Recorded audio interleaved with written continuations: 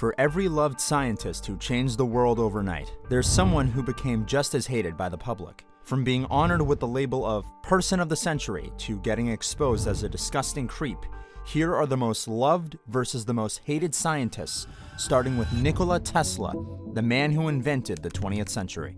Tesla was born in 1856 in a small village called Smiljan in modern-day Croatia. His father was a priest, and his mother, though never formally educated, had a photographic memory and a talent for inventing household tools, which Tesla later credited as the spark for his own inventive mind. While just in high school, Tesla was mesmerized by his physics professor's demonstrations of electricity, saying, "Every impression produced 1,000 echoes in my mind. I wanted to know more of this wonderful force." But little did he realize just how far his journey into electricity would take him. Tesla's career started to take shape after he arrived in the United States in 1884. Carrying little more than a letter of introduction and a few cents in his pocket. He found work with Thomas Edison, a scientist who was already famous for his direct current electrical systems. It was here that Tesla invented an alternating current induction motor, generating the same electricity that powers everything around us in the modern world. Edison's DC electricity was expensive and inefficient over long distances, but Tesla's AC, on the other hand, could transmit power across entire cities. The two scientists inevitably became lifelong rivals, but Tesla's AC system eventually won out. In 1893, the Chicago World's Fair was powered entirely by Tesla's alternating current, dazzling millions of visitors. Just 2 years later, Tesla and industrialist George Westinghouse built the first hydroelectric power plant at Niagara Falls, a project once thought impossible. But Tesla was just getting started. Over the course of his career, he secured more than 300 patents worldwide, covering everything from radio transmission to remote-controlled boats, one of the first demonstrations of robotics. He went on to patent the Tesla coil, which laid the foundation for wireless technologies and is still used today. But his biggest dream was to build a global wireless communication system, the Wardenclyffe Tower, that he believed could transmit not just messages, but energy itself through the air, giving free wireless energy to the entire planet. But investors pulled out, fearing there was no money to be made if energy was free. The tower was left unfinished, and Tesla's dream was crushed. Because he focused more on inventions rather than patents and business, people started taking advantage of him and stealing the credit for his work. In spite of everything, Tesla wasn't bothered. He said, "I don't regret that others stole my ideas. I'm sorry they don't have their own." Tesla stuck true to his morals throughout his lifetime, as his goal was always to help mankind rather than make money. His ideals reflect in his quote, "The present is theirs. The future, for which I really worked, is mine." He initially had a contract to receive royalties from Westinghouse for his AC patent developments, but when the company encountered financial difficulties, Tesla chose to tear up the contract, saving the company but sacrificing his own financial stability. Without monetizing his inventions, Tesla's fortune dwindled. By the end of his life, the man who had electrified the modern world lived alone in a New York hotel room, feeding wild pigeons and writing to himself about unfinished inventions. He died in 1943, alone in his hotel room, penniless and neglected by the world he devoted his entire life for. Today, Tesla is remembered as a genius who was centuries ahead of his time, a man who gave the world light and power but never tried to use his inventions for money. The unit of magnetic flux density became named after Tesla in his honor, and a statue of him was built in Niagara Falls in his memory. Despite how the world treated him, he always dreamed for the betterment of mankind. Electric power is everywhere present in unlimited quantities. It can drive the world's machinery without the need of coal, oil, gas, or any other fuel. And his visions are only now turning into reality, with Elon Musk naming his electric car company in honor of Nikola Tesla. The company's named after Nikola Tesla, so he was a great man, a great inventor.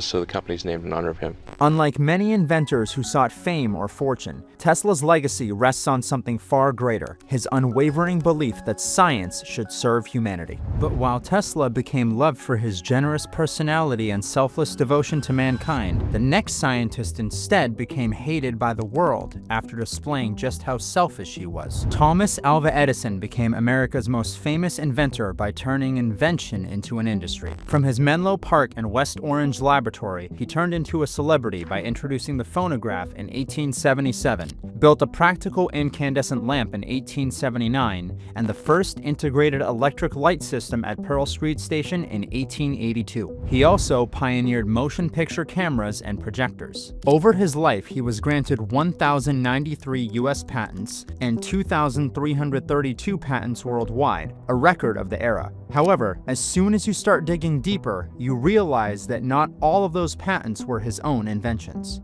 Edison's Menlo Park and West Orange labs were actually team-based invention factories. Instead of Edison tinkering with inventions alone, he had teams of scientists, engineers, and machinists working on problems together. That setup let him push out inventions faster, but it also meant many people contributed while Edison's name ended up on the patents and the newspapers. The light bulb itself is a good example. Edison is widely credited for inventing the light bulb, even though Joseph Swan and several other inventors had already demonstrated an incandescent lamp long before Edison. Edison and his team just improved upon the design and turned the light bulb into a practical commercial product. And as the same thing happened over and over for many different inventions, Edison started being known as the patent pirate for stealing others' works. There's a long retold anecdote that when Nikola Tesla was working under Edison, he was given a seemingly impossible task to fix and improve upon Edison's DC system, with a promised compensation of $50,000, worth almost $1.5 million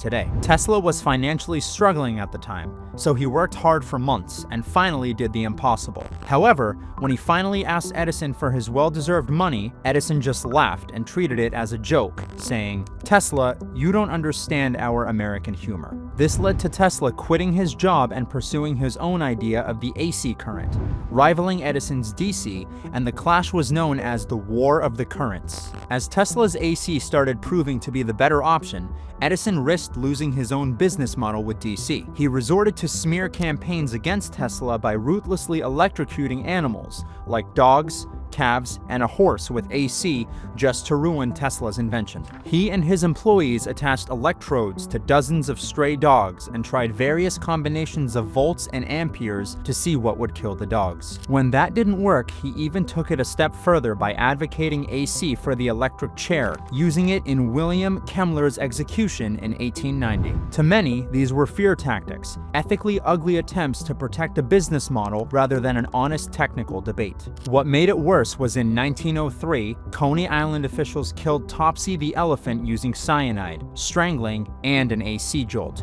Edison's studio filmed it, and although he didn't order the killing, the film's branding kept his name tied to the gruesome act, making the public disgusted. Put together, critics see Edison as a great businessman, but one of the most hated scientists, someone who profited off others' work, stole credit, used scare campaigns, and weaponized patents to crush rivals. But while Edison became hated for taking credit for other people's work, Albert Einstein, on the other hand, single-handedly changed our understanding of the universe forever. Einstein is universally regarded as one of the most beloved and influential scientists in history. Born in Ulm, Germany, he rose from a patent clerk in Bern to the most famous scientist on Earth.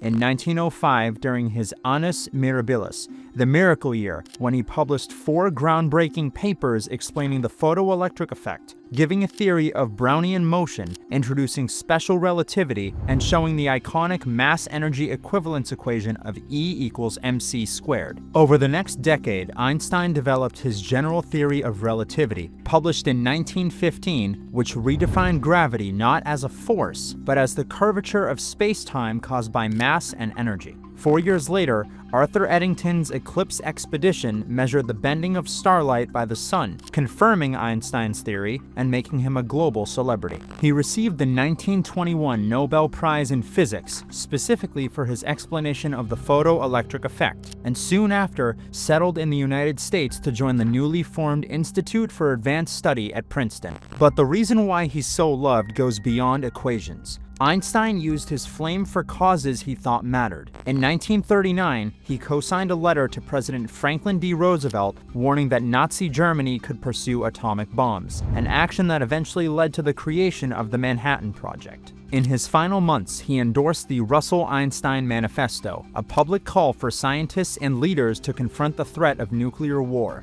which read, "We appeal as human beings to human beings. Remember your humanity and forget the rest. If you can do so, the way lies open to a new paradise. If you cannot, there lies before you the risk of universal death." At home in Princeton, he also spoke out against racism. When famous singer Marian Anderson was denied a hotel room because of segregation, Einstein welcomed her to stay at his own house. Einstein was an outspoken pacifist, advocate for civil rights, and promoter of international peace. Even decades after his death, Einstein's name still remains synonymous with genius in the modern world, and it doesn't seem like he'll be replaced anytime soon. He was declared Time's Person of the Century in 1999, describing him as the embodiment of pure intellect, the bumbling professor with a German accent, a comic cliché in 1,000 films, and the genius among geniuses who discovered, merely by thinking about it, that the universe was not as it seemed. However, unlike Einstein, who was always compassionate towards others, the next scientist on our list brought about his own downfall by getting backlash from the entire scientific community.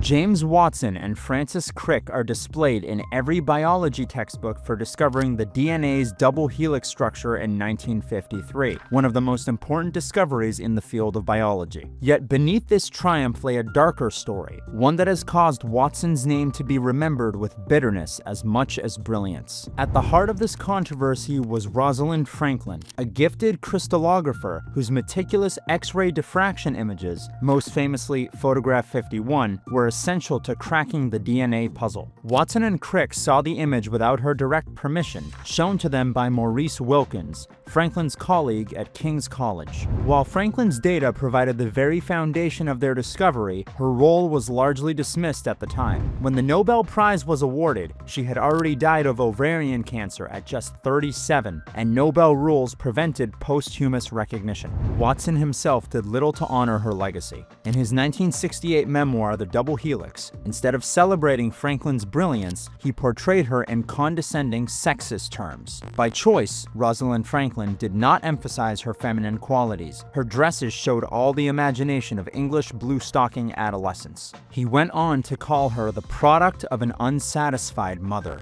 He went on to publicly slander her every chance he got, speaking ill of an underappreciated scientist who was already dead by implying that she was autistic and a loser. And he even admitted his opinions on sexism by writing, "The thought could not be avoided that the best home for a feminist was another person's lab," and suggesting to his female co-workers that they'd never be taken seriously if they had children. He has been quoted saying, "If you could find the gene which determines sexuality and a woman decides she doesn't want a homosexual child, well, let her." His reputation as a renowned scientist went down the drain, and all that remained showed him bullying others, making jokes like, "Whenever you interview fat people, you feel bad because you know you're not going to hire them." In other instances, he was openly racist, saying things about Africans like, "All our social policies are based on the fact that their intelligence is the same as ours, whereas all the testing says, not really." And although he wished everyone were equal, people who have to deal with black employees find this not true. These remarks sparked global outrage and led to him being forced to retire from his job as Chancellor of the Cold Spring Harbor Laboratory on Long Island. After losing his career due to his unhinged statements, he became the first living Nobel recipient to auction a medal, showing just how far he has fallen from grace. While Watson became hated for being sexist and mocking women in science, Marie Curie instead became the inspiration for countless women to pursue science. Born Maria Sklodowska in Warsaw, Poland, she moved to Paris to study at Sorbonne University in Paris, where she became the first woman to earn a doctorate in science. Curie's rise to fame began with her groundbreaking research on radioactivity, a term she coined, and the discovery of two new elements, polonium and radium, alongside her husband, Pierre Curie. These discoveries revolutionized the understanding of atomic science and laid the foundation for nuclear physics and radiation therapy, and Marie became known as the mother of modern physics. However, being a woman in a male-dominated field wasn't easy. Curie often faced discrimination due to her gender. Despite being the leading physicist-chemist of her era, Curie was rejected when she applied to the French Academy of Sciences. But Curie never let anyone get in the way of her success. She became the first woman to win the Nobel Prize in Physics in 1903, sharing it with Pierre Curie and Henri Becquerel for their work on radioactivity. Then she did it once again, winning a second Nobel Prize in Chemistry in 1911 for her isolation of pure radium, becoming the first person ever to win Nobel Prizes in 2 different scientific disciplines. Madame Curie.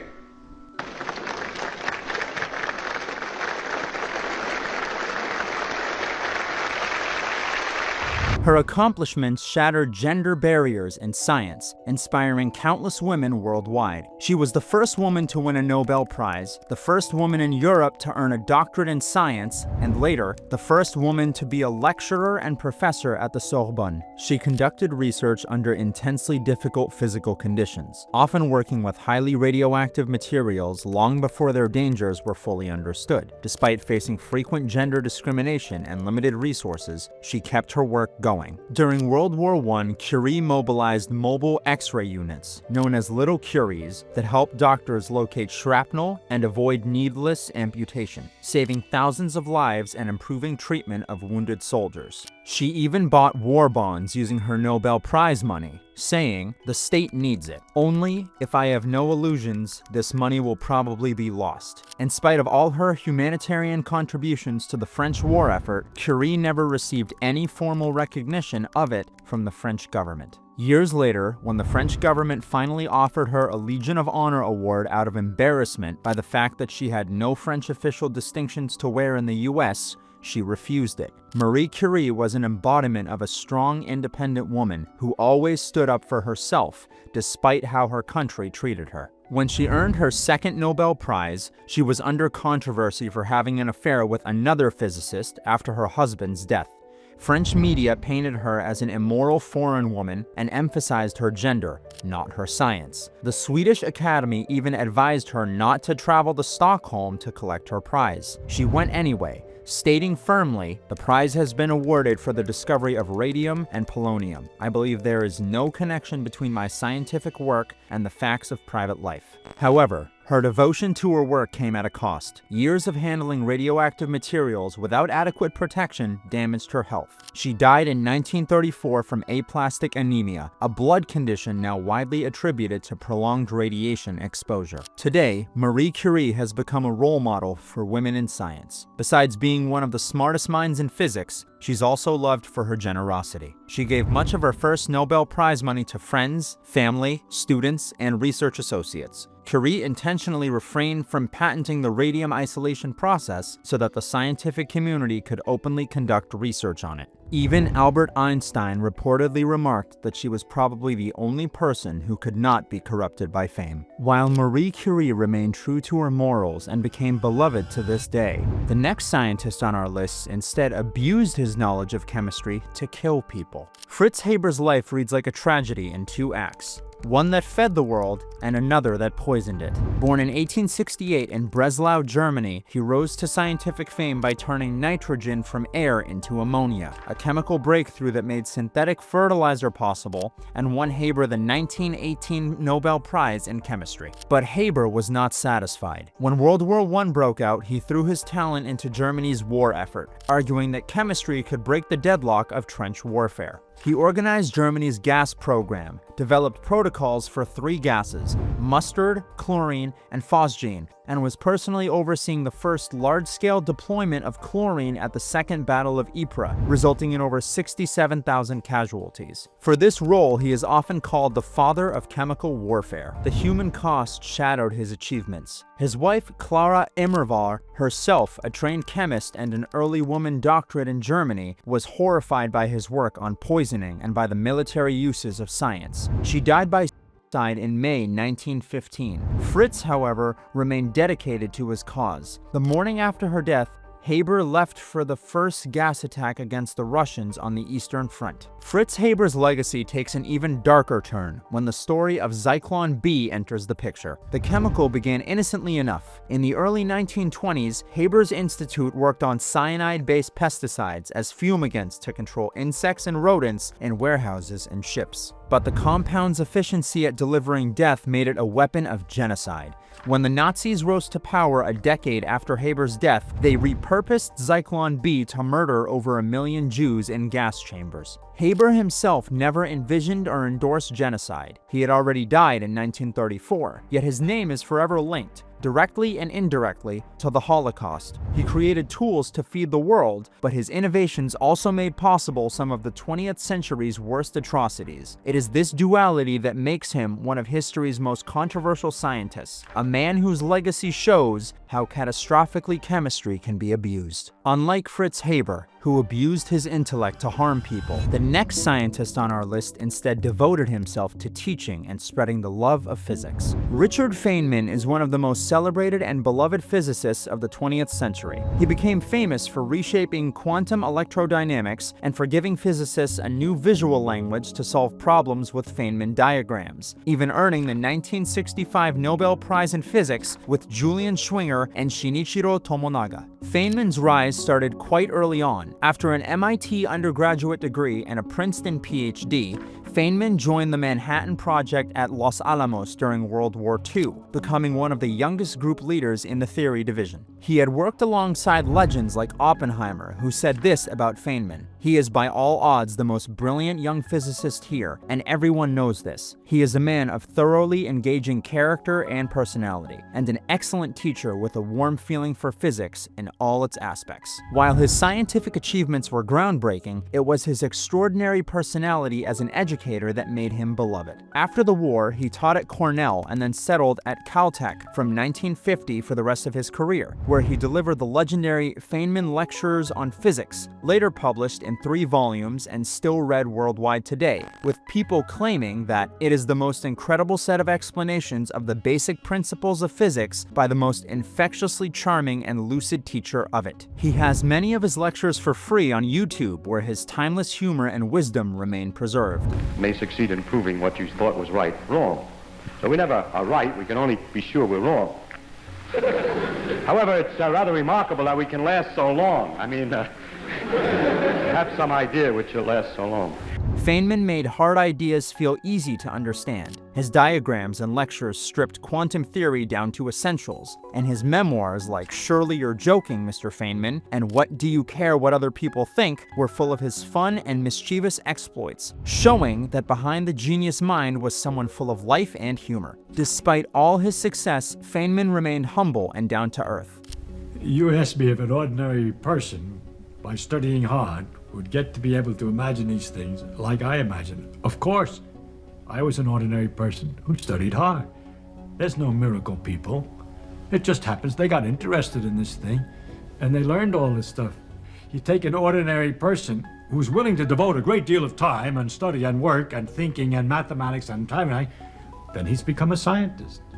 Decades after his death in 1988, Feynman still remains as one of the most memorable physicists and professors, with his lectures and interviews still getting millions of views, with people commenting things like, "When Professor Feynman lectures, he also teaches how to think and study. This was natural to him. What a wonderful teacher he was." Even today's generation still learn mechanics, optics, and quantum ideas through his lectures. Feynman has become one of the most loved scientists of the modern world, showing how an ordinary person can accomplish extraordinary feats. While Feynman is still beloved and admired by everyone to this day, the same can't be said about the last scientist on our list, whose dark past has completely destroyed whatever respect people have for him. Erwin Schrödinger, born in 1887, is best known for formulating the Schrödinger equation that underpins quantum mechanics and won him the Nobel Prize in Physics in 1933, and for the famous thought experiment called Schrödinger's cat. Schrödinger's hatred stems not from his science, but from his predatory behavior towards young girls and women,